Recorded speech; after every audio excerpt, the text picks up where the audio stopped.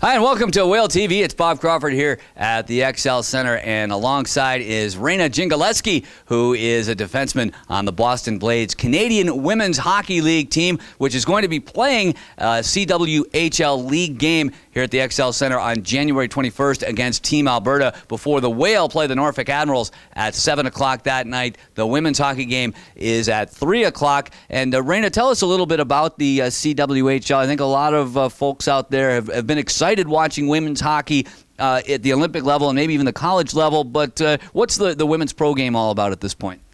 It's definitely a step up from college. I just graduated last year, and it's fun to finally get to play against girls, or actually with girls that I've played against for so long, and it's an interesting team dynamic. Girls you're supposed to hate all college, you get to play with and befriend, and it's just it's so much faster than college, I've found, and everyone's in it for the right reasons, you know, to train and continue on playing a game they love so much.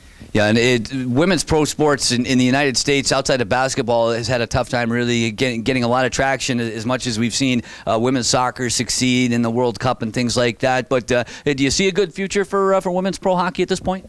I think now, especially in the U.S., with the creation of the Boston Blades, with the team starting up, it's definitely going to pick up a lot, and we just need to keep the fan base going and keep people involved, and it should definitely lift off. It's interesting, you talked a second ago about now playing pro with girls you used to play, women you used to play against in college, and I know that at the minor pro level in men's hockey, oftentimes you'll see guys get traded, and all of a sudden they're really knocking heads, big rivalry on one side, and then they're in the other guy's locker room the next night. With there not being the physical play in the women's hockey games, are the rivalries just as intense? Oh, I think just as intense, even more.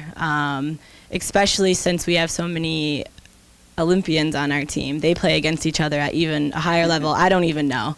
And so every game there's a couple girls that have played against each other at the national level, and it's always, you know, we want to help out our teammates and get back for anything we've heard about and whatnot. Yeah.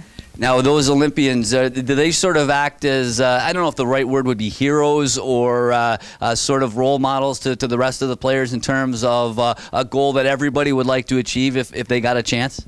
They're definitely role models. Even some of the girls on our team are older and have been in multiple Olympics, and I know myself, I've grown up watching a lot of them and following their careers, so all of them, it's fun to get to know them on a personal level, whereas they might seem heroes and now you get to see them as a friend, so it's definitely interesting.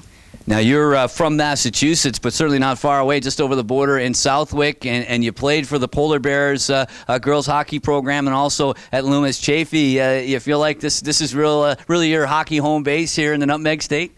Definitely. I mean, driving down here, it was like I was just going to high school or something, and I've been around the area for a while, and I love it, and definitely. Now, I'm an old man. I go back a long time to when I played hockey as a kid, and it was tough for girls even to find a place to play back then. But when you talk about prep school, you talk about college, it seems as though it's really growing exponentially even now as far as the number of girls who are able to play and the quality of the programs. Absolutely. In high school, well, eventually I started playing boys hockey, and then you have to make the change over to girls. And even at that time, when I was 13, 14, there weren't as many teams around. And throughout high school and then into college, you just continue to see it raise, and more girls get involved.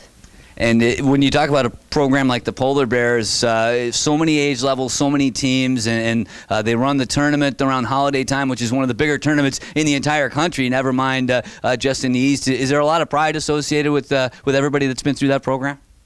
Yes, even now, maybe I won't know somebody that well, but I've heard they played for the Polar Bears in the past, and you kind of walk over to them and say which team and which coach you've played for, and it's just everyone loves it, and it was such a great organization to play for, and all the coaches I had, I absolutely loved.